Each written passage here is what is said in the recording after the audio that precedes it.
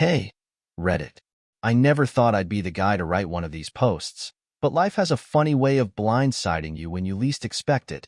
I've read plenty of stories on here about betrayal, heartbreak, and the shocking ways people discover the truth about their partners. I always thought, that'll never happen to me. Well, I guess I was wrong. Here's how I stumbled into the nightmare that was my marriage unraveling, and why it all started with a surprise party I wasn't even supposed to attend. Let me back up a little. My wife, Emma, and I had been married for 7 years. We met in college, fell in love fast, and built what I thought was a solid, happy life together.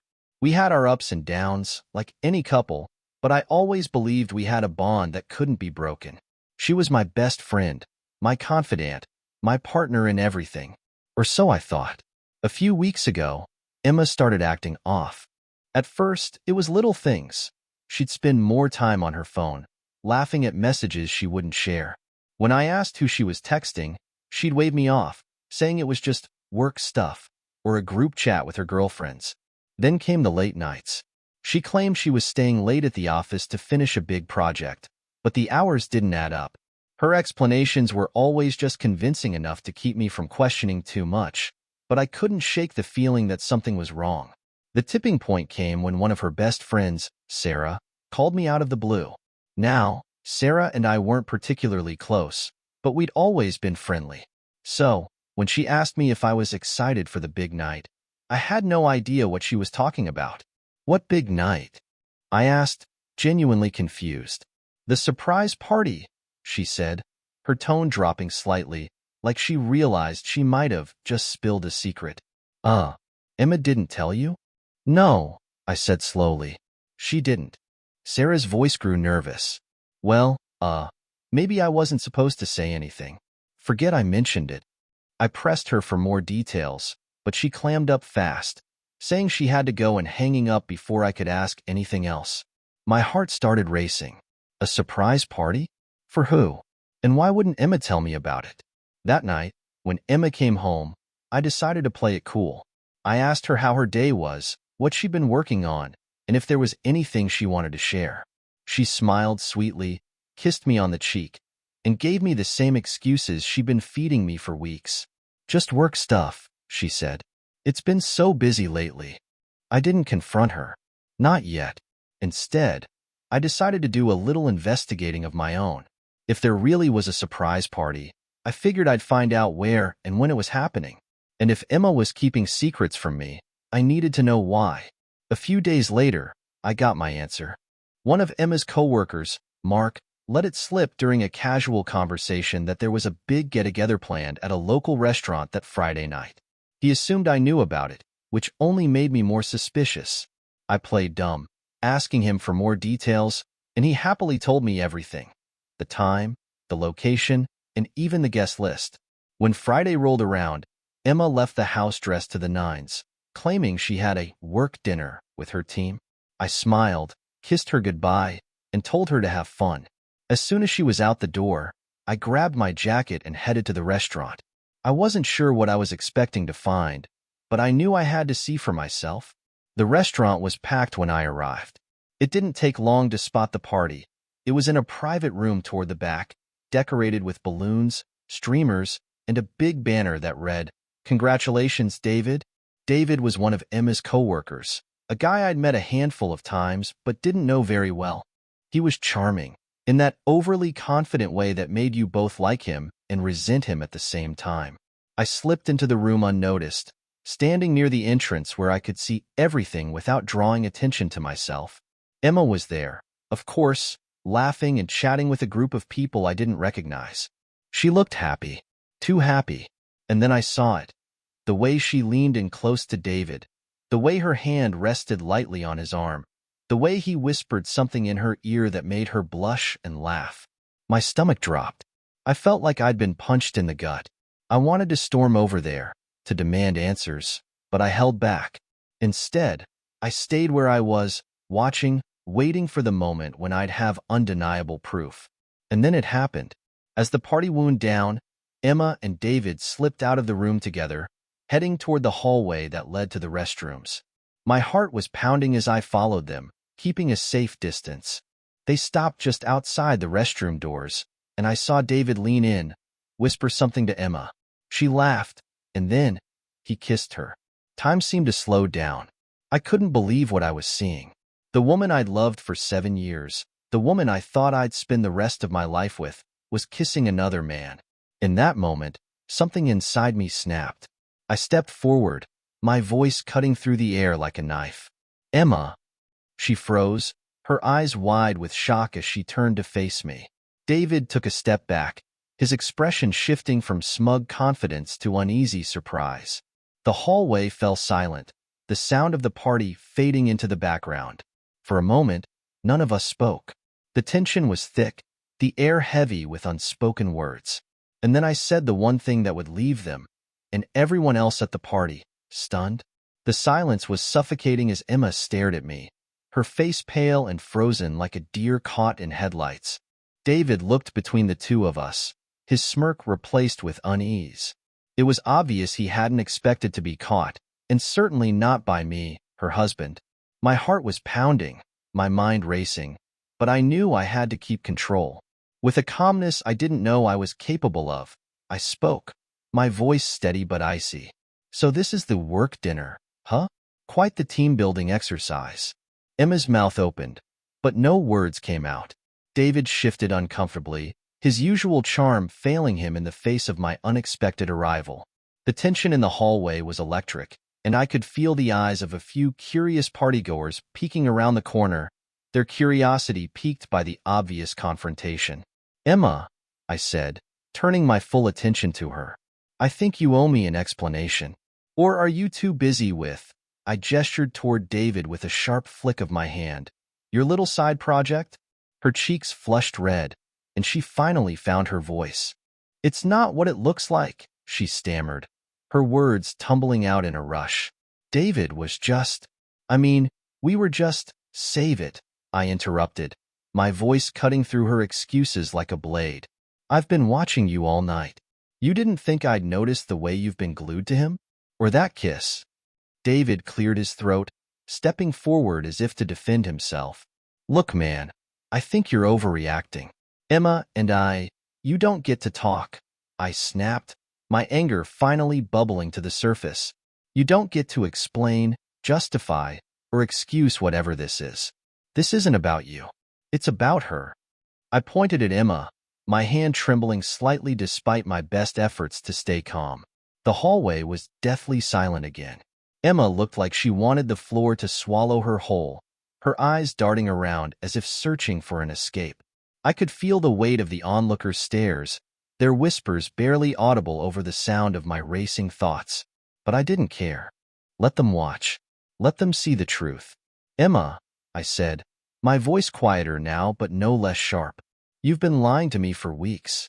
I knew something was off, but I gave you the benefit of the doubt because I trusted you. Because I loved you. And this is how you repay me?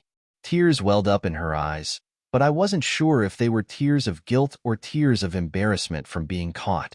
I'm sorry, she whispered, her voice cracking. I didn't mean for this to happen. I let out a bitter laugh, the sound harsh even to my own ears. Didn't mean for it to happen? That's the best you've got? Emma, you don't accidentally kiss your coworker in the hallway of a surprise party you didn't even tell me about. David shifted uncomfortably again, and I could tell he was debating whether to speak or slink away. I made the decision for him. You, I said, pointing at him. Leave. Now, whatever this is, it's over. And if you so much as look at her again, we'll be having a very different conversation. To my surprise, he didn't argue. He held up his hands in a gesture of surrender, muttering something under his breath as he turned and walked away. I watched him go, my chest heaving with a mix of anger, hurt, and betrayal.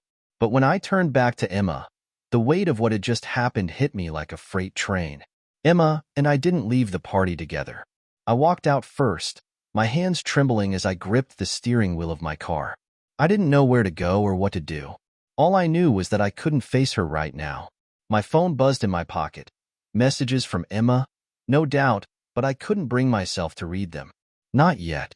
Instead, I drove aimlessly for hours, the events of the night playing on a loop in my mind. The look on her face when I caught her, the sound of her voice as she tried to explain, the smugness that had been wiped off David's face when I confronted him. It was all too much. I wanted to scream, to cry, to punch something, but all I could do was grip the steering wheel tighter and keep driving. Eventually, I found myself parked outside a 24-hour diner. The neon sign buzzed faintly, casting a dull glow over the parking lot. I stepped inside, the smell of coffee and fried food hitting me like a wave. I sat in a booth near the window, staring blankly at the menu as my mind continued to spiral. A waitress came by, her smile kind but tired. "What can I get you, hon?" she asked. "Coffee," I said, my voice barely above a whisper. "Just coffee." She nodded and disappeared, leaving me alone with my thoughts. As I sat there, staring into the black depths of the coffee cup she brought me, I realized something. This wasn't just about the kiss. It wasn't even just about the betrayal. This was about everything Emma and I had built together. Everything I thought we were, crumbling before my eyes. And yet, a part of me couldn't let go. I needed answers. I needed to know why. Why had she done this? Was it something I had done? Something I hadn't done? Or was this just who she was? A liar? A cheater?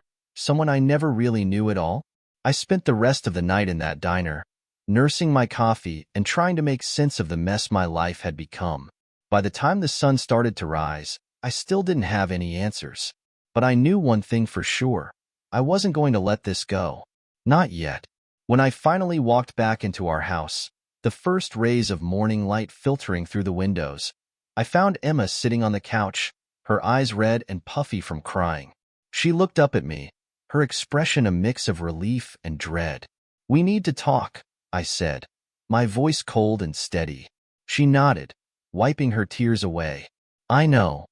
And with that, the real conversation began. Emma looked at me like a prisoner awaiting sentencing.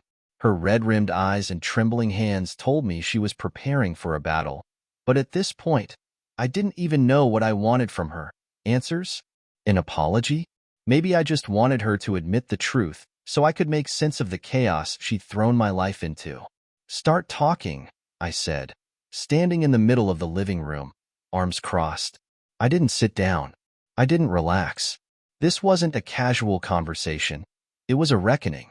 She took a shaky breath, her voice barely above a whisper. "I don't know what to say." "Try the truth," I snapped, the words coming out harsher than I intended. "Why, Emma? Why did you do this? And don't even think about lying, because I saw everything." She flinched at my tone, her hands gripping the edge of the couch. "I never meant for it to go this far," she said, her voice cracking. "It started as, I don't know, a mistake? A stupid mistake? A mistake?" I repeated, my voice dripping with disbelief. "You don't accidentally text someone late at night. You don't accidentally flirt at a party. You don't accidentally kiss your coworker. So don't stand there and insult my intelligence by calling it a mistake." Tears spilled down her cheeks, but I didn't feel sorry for her. "Not yet. It wasn't supposed to happen," she said, her voice trembling. "David and I, it just kind of happened." "It just happened," I echoed bitterly, pacing back and forth. "That's your excuse? That's what you're going with?" She stood abruptly, her face twisting with emotion. "You don't understand. I've been feeling so lost, so unappreciated. You don't see me anymore, Matt. You're always so busy with work, with everything else.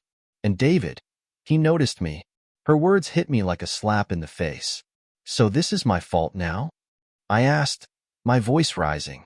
"You cheat on me, you lie to my face, and somehow I'm the bad guy?" "I didn't say that," she cried, her tears coming harder now. "I'm just trying to explain." "Explain what?" I interrupted, my anger bubbling over. "Explain how you destroyed our marriage for some cheap fling? Explain how you thought it was okay to humiliate me in front of your friends and coworkers.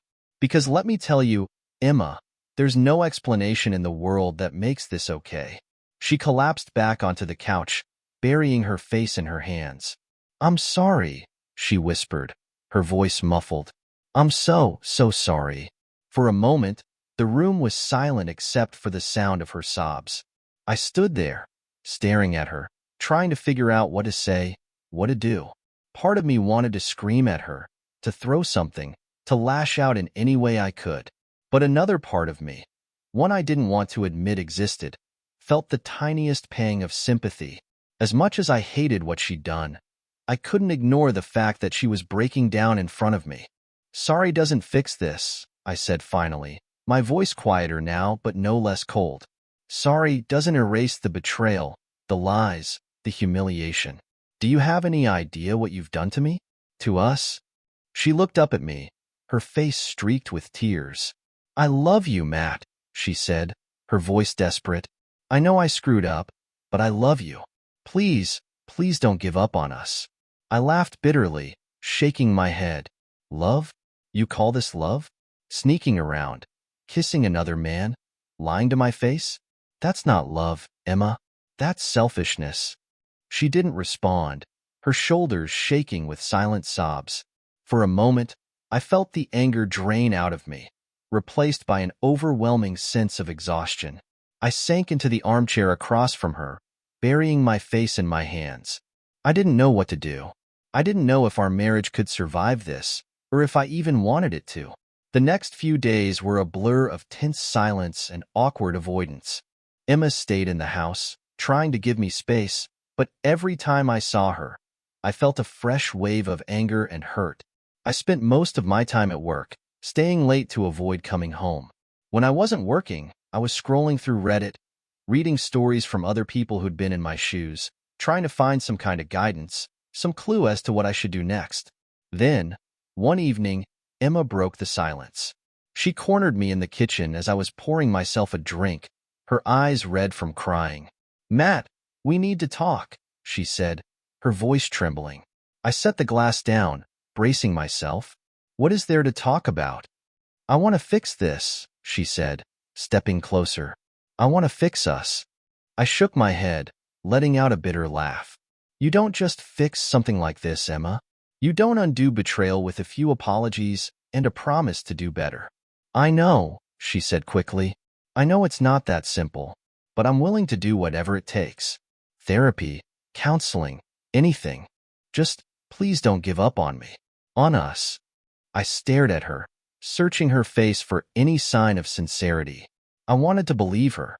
I wanted to believe that we could somehow salvage what was left of our marriage. But the image of her with David, the memory of that kiss, was burned into my mind.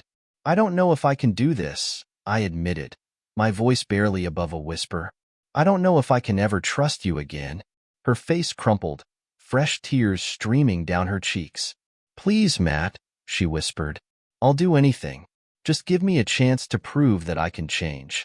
I didn't respond. I couldn't.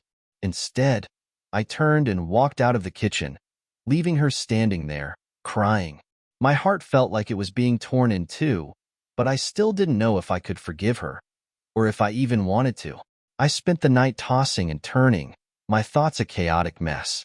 Every time I closed my eyes, I saw Emma with David, the kiss replaying over and over like a broken record. Her pleas for forgiveness echoed in my head, but so did the bitterness, the anger, the sheer humiliation of it all. I didn't know what to do. I didn't know if I could even look at her the same way again. The next morning, Emma was waiting for me in the living room. She looked exhausted, like she hadn't slept at all, and her face was pale and drawn. For a moment, I felt a pang of guilt. It was clear that she was struggling, but then I reminded myself of why we were here in the first place. I need to go to work, I said coldly, grabbing my keys and heading for the door. Wait, she said, stepping in front of me.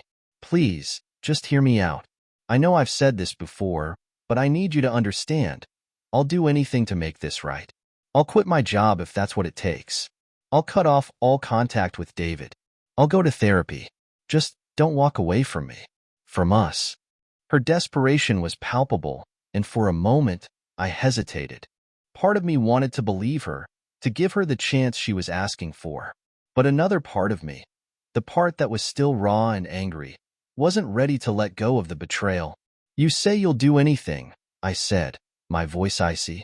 But why should I believe you? You lied to me, Emma, for weeks. How am I supposed to trust anything you say now? Her shoulders slumped, and she looked down at the floor. You're right, she said quietly. I don't deserve your trust, but I'm begging you. Give me the chance to earn it back. I stared at her, my emotions warring inside me. Finally, I let out a heavy sigh. Fine, I said. You want to prove you're serious? Then tell me everything.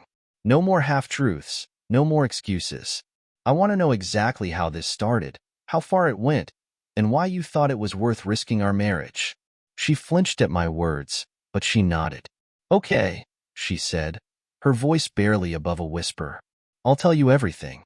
We sat down at the kitchen table, the tension between us thick enough to cut with a knife. Emma took a deep breath, as if steeling herself, and began to speak. It started a few months ago, she said. David and I were working on a big project together, and we spent a lot of late nights at the office. At first, it was just friendly, talking about work, joking around. But then, I don't know, he started paying attention to me in a way I hadn't felt in a long time. I clenched my jaw, forcing myself to stay quiet and let her continue. He would compliment me, ask about my day, really listen to me. And I know it sounds stupid, but it felt nice. Like I was being seen again. Her words stung, but I kept my expression neutral. And then what? I asked, my tone sharp. Then it escalated, she admitted, her voice trembling. He started texting me outside of work, sending me little jokes or asking how I was doing. At first, I told myself it was harmless, but deep down, I knew it wasn't. And then, one night after work, he kissed me. I felt a fresh wave of anger rise inside me. And you didn't think to tell him to back off? To stop? I did, she insisted. I told him it was a mistake, that it couldn't happen again. But he kept pushing and I didn't stop him. The admission hung in the air like a bomb waiting to explode. I leaned back in my chair, my hands clenched into fists. How far did it go? I asked, my voice low and dangerous. Did you sleep with him? She shook her head quickly. No, I swear, it never went that far. It was just kissing, and maybe some flirting, but it never got physical beyond that. I didn't know whether to believe her. Part of me wanted to, but another part of me couldn't help but question everything she said. After all, she'd lied before. And the party? I pressed. Was that just another opportunity to sneak away with him? Tears streamed down her face, and she nodded. I don't know what I was thinking, she admitted. I thought I could keep it under control, that it wasn't as serious as it really was. But then you showed up, and everything fell apart. I let out a bitter laugh. It fell apart because you got caught, Emma. Not because you felt guilty. Not because you realized what you were doing was wrong. You didn't stop until you didn't have a choice. She broke down completely, sobbing into her hands. For a moment, I just sat there, staring at her, unsure of what to say. My mind was racing, trying to process everything she just told me. I wanted to scream at her, to walk out the door and never look back. But at the same time, I couldn't ignore the tiny voice in the back of my mind that still cared about her, that still wanted to believe we could fix this. Finally, I stood up. I need time to think, I said, my voice cold and distant. I don't know if I can forgive you, Emma, but if you're serious about wanting to fix this, then you need to start proving it. Actions, not words. She nodded, wiping her tears away. I will, she said, her voice shaky. I'll do whatever it takes. I didn't respond. Instead, I grabbed my keys and walked out the door, needing space to clear my head. As I drove aimlessly through the city, I couldn't shake the feeling that my life was unraveling, one thread at a time. The days that followed were a blur of tension and uncertainty. Emma tried her best to prove she was serious about fixing things. She quit her job, blocked David on every platform, and even started reaching out to therapists for counseling sessions. But as much as she was trying, I couldn't shake the gnawing doubt that had taken root in my mind. Every time I looked at her, I saw David. Every time she spoke, I heard the lies she had told me. Trust felt like a distant memory. One evening, I was sitting on the couch, flipping through channels without really watching anything, when Emma approached me. She looked nervous, clutching a folder in her hands. "Matt," she said softly, "can we talk?" I sighed, setting the remote down. "What now?" She sat down across from me, placing the folder on the coffee table between us. "I scheduled a counseling session for us. The first one's tomorrow evening. I think it'll help." I stared at the folder, my stomach twisting.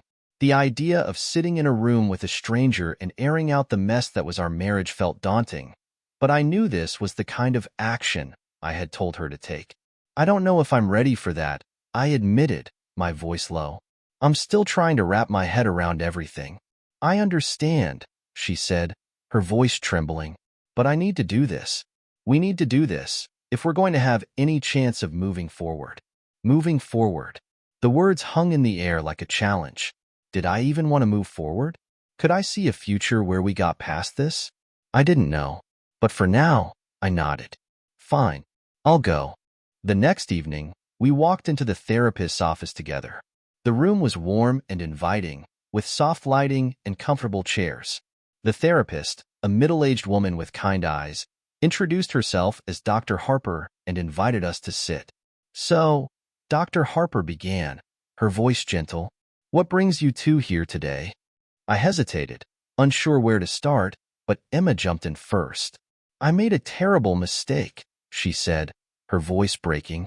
"I betrayed Matt's trust, and I don't know how to fix it." Dr. Harper nodded, her expression neutral. "Matt, how are you feeling about what happened?" I let out a bitter laugh. "How do you think I feel?" "I feel humiliated, angry, betrayed. I feel like the woman I married doesn't exist anymore." Emma flinched, tears welling in her eyes, but I didn't stop. "She says she wants to fix things, but I don't know if I can trust her. Every time I look at her, all I can see is him." "That's a normal reaction to betrayal," Dr. Harper said calmly. "Trust takes years to build and seconds to break. Rebuilding it is a process, and it's not something that can be rushed." "Exactly," I said, crossing my arms. "And I'm not sure I even want to rebuild it." Emma gasped softly, her tears spilling over. "Matt, please," she whispered. "Don't say that." "I'm just being honest," I said, my voice cold. "You want me to forgive you, but you haven't earned that yet. And honestly, I don't know if you ever will." Dr. Harper held up a hand, her calm demeanor cutting through the tension. "It's okay to feel that way, Matt. Betrayal shakes the foundation of a relationship, and it's natural to question whether it's worth rebuilding. What's important right now is to focus on communication and honesty." Emma nodded, wiping her tears. "I'm willing to do whatever it takes," she said. "I just want us to have a chance." "And what about you, Matt?" Dr. Harper asked. "Do you want to give this relationship a chance?" I hesitated, the weight of the question pressing down on me. Finally, I sighed. "I don't know," I admitted. "But I'm here, aren't I? That has to count for something." After the session, we drove home in silence. Emma kept glancing at me, like she wanted to say something but didn't know how. When we pulled into the driveway, I turned to her. "I'll keep going to therapy," I said, "but I'm not making any promises. This doesn't mean I've forgiven you. It just means I'm willing to see where this goes." She nodded, her eyes full of hope. "That's all I'm asking for." The following weeks were a mix of progress and setbacks. Therapy helped us open up in ways we hadn't before, but it didn't erase the pain or the doubt. Emma tried her best to rebuild my trust, but it was an uphill battle. Every time her phone buzzed, I felt a pang of suspicion. Every time she left the house, I wondered where she was going and who she was with.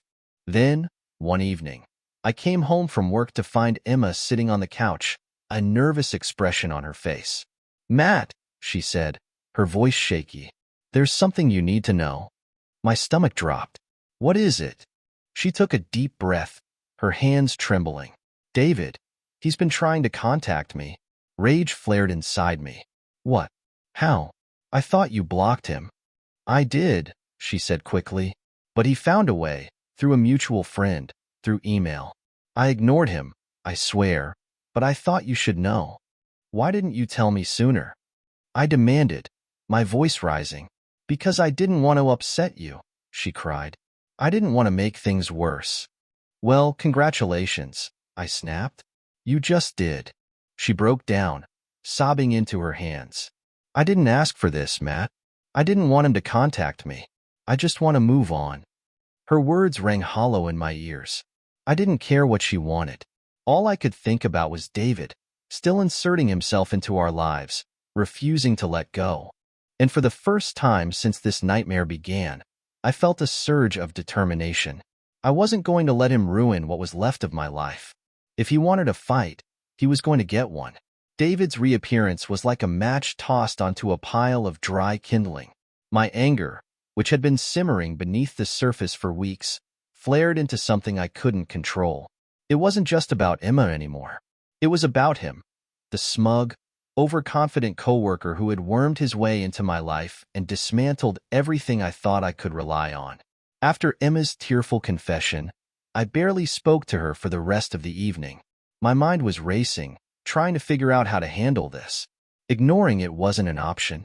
David was clearly pushing boundaries, and if I didn't put a stop to it, he'd keep finding ways to weasel back into Emma's life.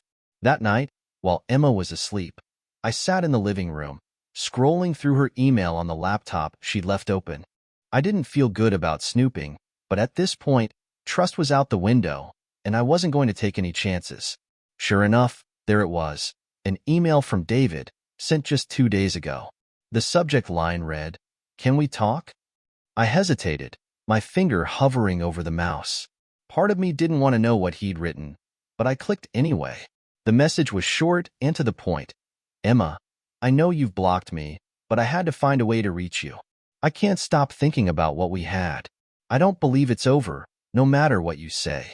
Please, meet me, just once. We can talk, clear the air. You owe me that much. David. I felt a surge of fury as I read his words. What we had. You owe me? The arrogance was staggering. He wasn't just trying to rekindle whatever twisted connection he'd had with Emma. He was outright disrespecting me, our marriage, and everything we'd been through. My hands shook as I stared at the screen, my mind already racing with ideas on how to handle him. But I didn't act right away. I needed a plan. The next day, I called Jake, my oldest friend and someone I knew I could trust. Jake and I had been through thick and thin together, and while he didn't always agree with my decisions, he always had my back. Jake, I said after he picked up, I need your help. Matt? He asked, his tone immediately serious. What's going on? You sound off. It's about Emma, I admitted. And David. Jake groaned. That guy again? I thought you two were trying to work things out. We are, I said quickly, but he won't let it go. He's been trying to contact her, and I need to make sure he gets the message loud and clear. There was a pause on the other end of the line before Jake spoke again. What are you thinking? I'm thinking I need to confront him, I said firmly. Face to face.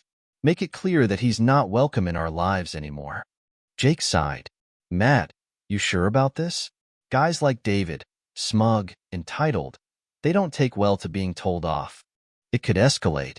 I don't care, I said, my voice hard. He's already escalated it by refusing to leave her alone. I'm not going to sit back and let him keep interfering. After a long pause, Jake finally relented. All right, but I'm coming with you. If this goes south, you'll need backup. Deal, I said, relieved to have him on my side. Later that evening, I found Emma in the kitchen, nervously sipping a cup of tea. She looked up as I walked in, her eyes filled with trepidation. Matt, she began, her voice shaky. About last night. Don't, I interrupted. I've already made up my mind. She blinked, confused. Made up your mind about what? David, I said, leaning against the counter. I'm going to confront him. Her face paled. What? No, Matt, you can't. That's exactly what he wants. To get under your skin, to make this worse. Just ignore him. I'm done ignoring him, I said firmly. This ends now. He needs to hear it from me, face to face. Emma shook her head, tears welling in her eyes. Please, don't do this. I don't want things to get worse. They won't, I said, though I wasn't entirely sure I believed it. Jake's coming with me. It'll be fine." She looked like she wanted to argue, but she didn't. Instead, she nodded silently, her hands trembling as she gripped her tea mug. The next day, Jake and I drove to David's apartment. I'd gotten the address from a mutual acquaintance who worked with him, and as we pulled up to the sleek, modern building, my stomach churned with a mix of nerves and adrenaline. "You ready for this?" Jake asked as he parked the car. "As ready as I'll ever be," I said, stepping out. We made our way to David's unit, my heart pounding harder with every step.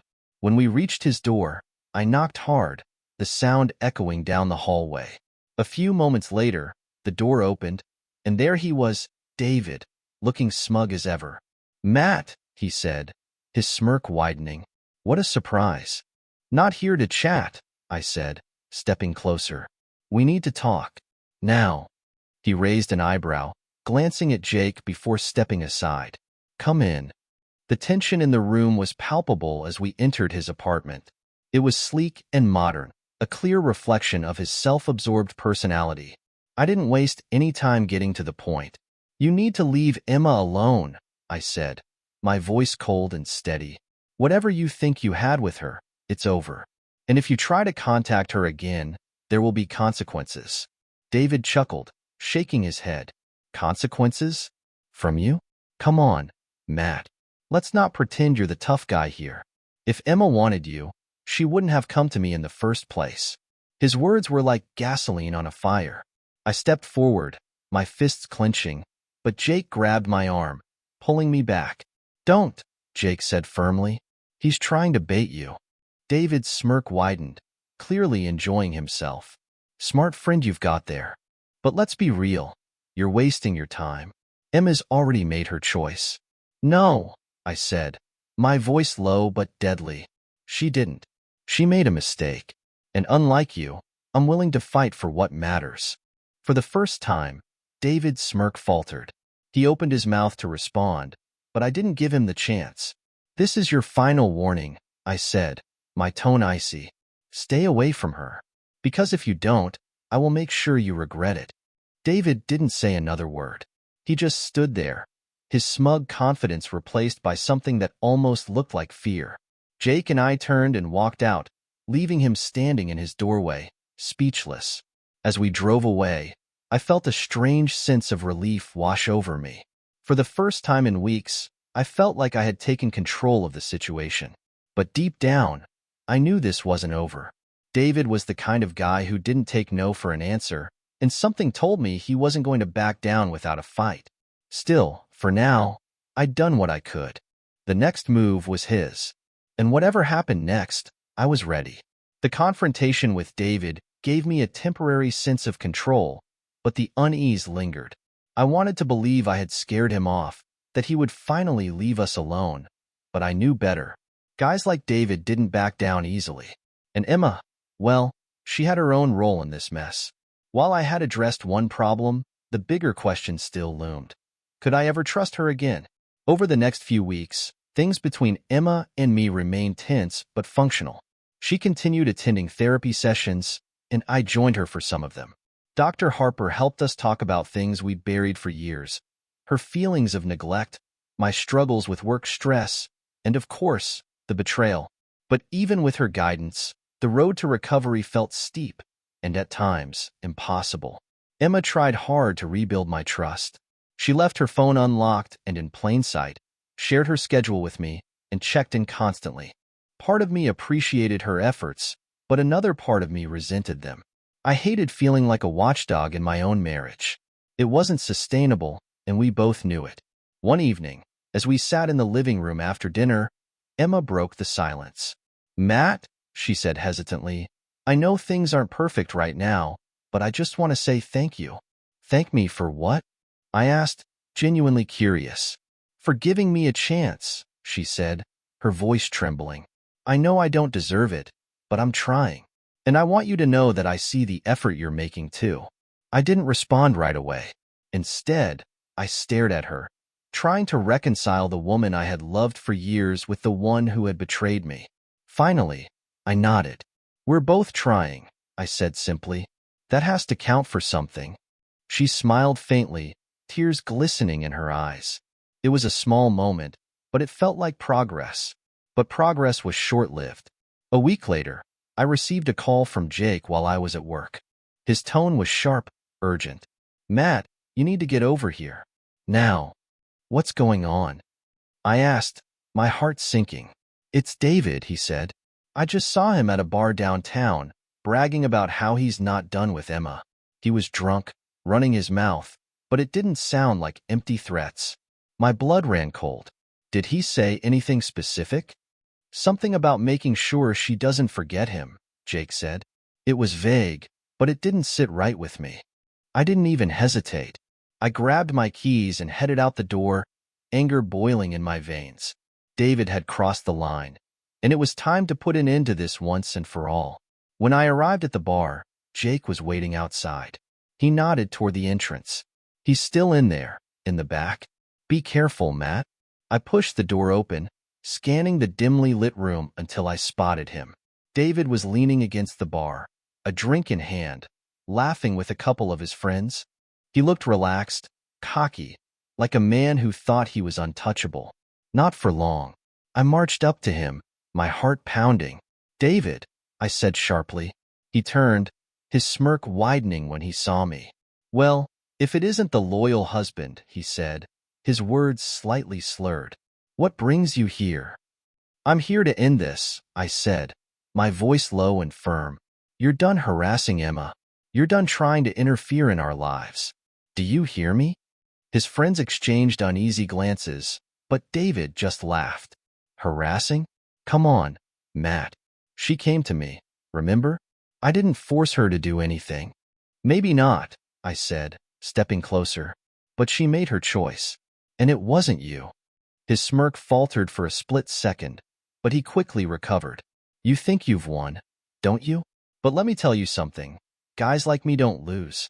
So if you think this is over, you're delusional." That was it. I grabbed the front of his shirt, my fist clenching, but before I could do anything, Jake appeared behind me, pulling me back. "Not here," Jake said firmly. "He's not worth it." David smirked again, adjusting his shirt. "Listen to your buddy, Matt. You don't want to do something you'll regret." I glared at him, my fists trembling with restrained rage. "This is your last warning, David," I said through gritted teeth. "Stay away from her.